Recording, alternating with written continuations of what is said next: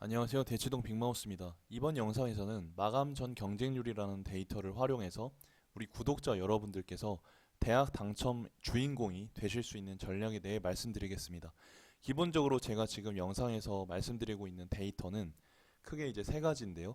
첫 번째가 지난 시간에 말씀드렸던 폭락 폭등 자료, 그리고 이번 시간에 말씀드리게 될 마감 전 경쟁률 자료, 그리고 향후에 말씀드리게 될 충원율과 수시 2월 인원 자료, 그리고 기타 자료입니다. 혹시나 향후에도 계속 하고 싶으신 분들은 구독과 좋아요 한 번만 부탁드리고요. 본격적으로 시작을 해보면요. 지금 이제 구독자분들을 보니까 이제 처음 입시 전략을 세우시는 분들이 좀 되시는 것 같아요. 그런 분들께 말씀드리면 일단 이제 마감 직전 경쟁률이 낮은 경우 있죠. 낮은 경우에는 이제 어떻게 생각하기 쉽냐면 아, 경쟁률이 낮으니까 내가 한번 해볼만 하겠다. 물론 좋습니다. 좋은데 만약에 그 학과가 모집 인원이 작다라고 할 경우에는 최종 경쟁률이 팍 오를 가능성이 높아요. 그래서 이런 부분들에는 좀 주의를 하셔야 하겠고, 일반적인 경우에는 대부분 뭡니까? 모집 인원이 적은 학과가 경쟁률의 변화가 굉장히 크다.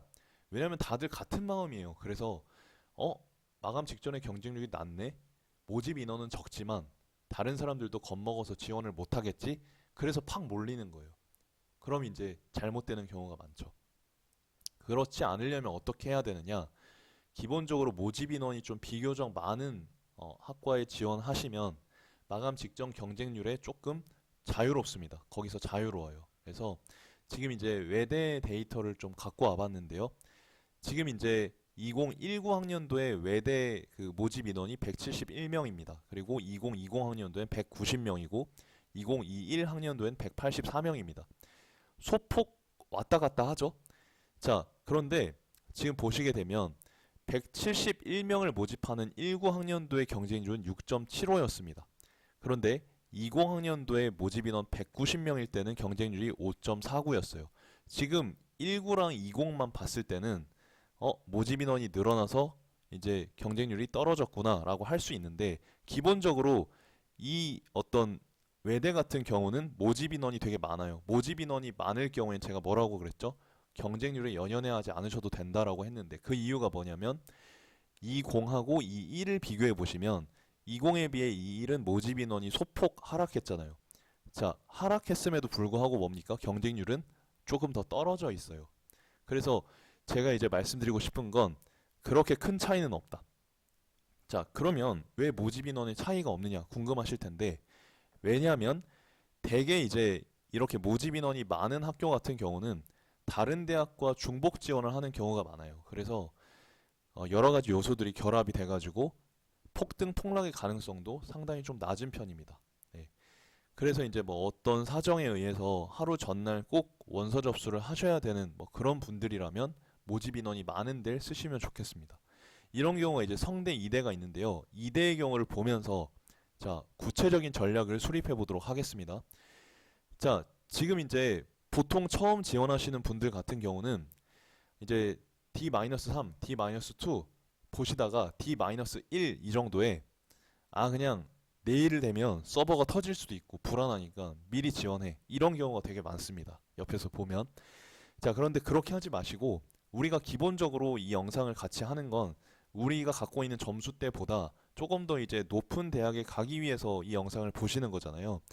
그러신 분들이라면 반드시 자 D-1 오후, 그 다음에 마감일 오전, 마감일 오후 이렇게 세 시점으로 나눠서 이 흐름을 꼭 파악해 보시기를 부탁드립니다. 그러니까 뭐 D-2, D-3 이것도 의미가 없는 건 아닌데 이제 결정적인 데이터는 이거란 겁니다. 그러니까 제가 이제 데이터를 통해서 말씀드릴 텐데 요걸 잘 분석하시면 다른 사람들보다 최종 경쟁률이 어떤지를 먼저 파악할 수 있어요. 그렇단 얘기는 우리가 대학 당첨의 주인공이 될 가능성이 높다라는 거죠. 자, 한번 보시게 되면 조금 지저분하니까 지워보고요. 자, 지금 보시게 되면은 먼저 2대 자연통합 선발 먼저 보도록 하시겠습니다. 그러면 20 학년도에 지금 D-1 오후에 206명이 지원을 했어요. 첫 스타트가 자, 21학년도로 오시게 되면 20학년도에 비해서 굉장히 낮아요. 한 40명 정도가 낮습니다. 그쵸? 네. 이렇게 자 전년도에 비해서 낮게 출발한 경우에는 그 다음 날도 상대적으로 낮은 수치를 기록할 가능성이 높아요. 굉장히 희한합니다. 그래서 데이터가 7, 80% 정도는 필요하다라고 말씀드렸던 게 이런 것 때문이에요. 보다 보면 재밌기도 한데요.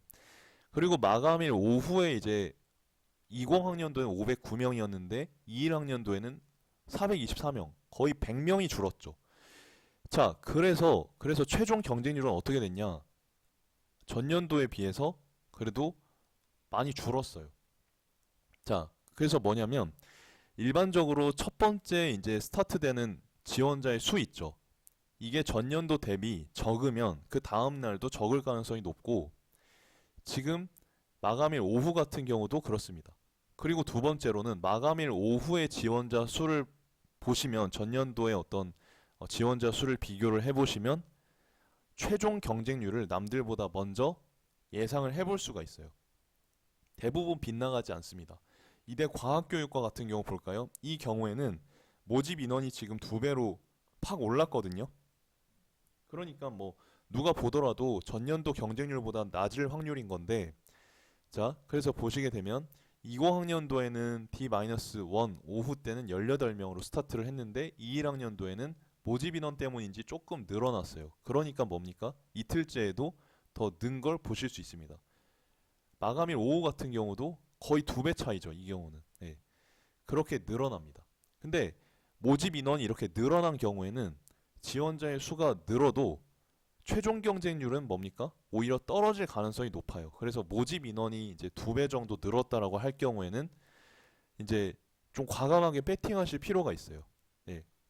지원자 수가 늘어나네. 그때 빅마우스가 이런 경우에 조심하라 했는데 피해야지 이러지 마시고 모집 인원이 2배 정도가 됐을 경우에는 좀 과감하게 배팅하실 필요가 있다. 그러니까 보통 이제 모집 인원이 늘어났을 경우에 전년도의 경쟁률보다 초과될 가능성은 별로 없거든요.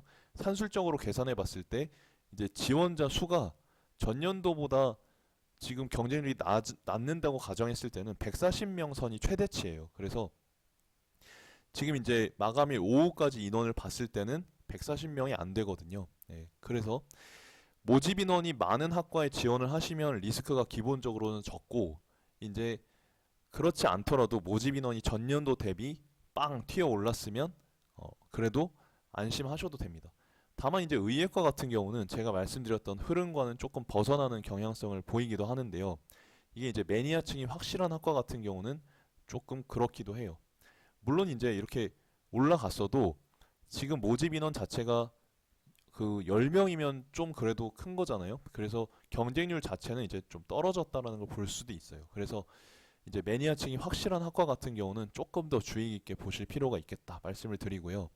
그다음에 이제 경희대학교의 경우를 좀 보시게 되면은 지금 이제 생물학과 같은 경우 보시면 지금 이제 2020학년도 있죠. 2020학년도 역시 첫째 날에 얘가 9명으로 스타트하거든요.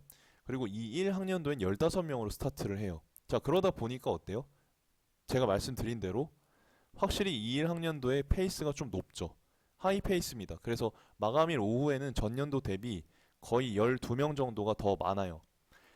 최종적으로 경쟁률도 올라가 있어요. 그러니까 이걸 세 시기로 나눠서 흐름을 쭉 보시면 또 좀 더 정확하게 가시려면 전년도 데이터를 같이 비교를 해보시면 이제 남들보다 훨씬 빠르게 최종 경쟁률을 예측해 볼 수 있어요. 이게 엄청나게 중요한 거죠. 그 다음에 뭐 의예과 같은 경우도 네 그렇습니다. 의예과 같은 경우도 비슷한 느낌으로 자 첫째 날에 이제 소폭 차이가 나긴 하는데 둘째 날에는 유의미한 차이가 발생을 합니다. 그러니까 경쟁률도 최종적으로는 전년도에 비해서 낮게 나왔다는 걸 알 수가 있죠. 다만 비인기 학과의 경쟁률은 우리가 알기가 어려워요. 이거는 뭐 어디로 튈지 모르는 거여서 이 경우에는 이제 모의 지원이라던가 그리고 제가 앞선 영상에서 말씀드렸던 표본 분석 등 데이터를 참고하셔가지고 소신 있게 베팅 하시는 게 중요합니다. 그러니까 결국 도박판에서는 뭐예요? 어느 정도 데이터를 만드셨다라고 한다면 그 다음부터는 심리적인 영향이 굉장히 크다. 다시 한번 강조를 드립니다. 기본적으로 이제 지원자의 마음이 각기 다르기 때문에 우리가 마인드 게임을 할 필요가 있어요. 다양하게 전략 구상을 해보시고 제가 올려드리는 데이터와 영상으로 다양하게 전략 구성을 해보시고 과감하게 배팅하시면 여러분들께서 대학 당첨의 주인공이 되실 수 있습니다. 구독자 여러분들 너무너무 감사드리고요. 향후에도 제가 더 좋은 영상으로 찾아뵙기 위해서 전 더 노력하겠습니다. 함께 노력해서 좋은 결과 만들어 봅시다. 여러분 감사합니다.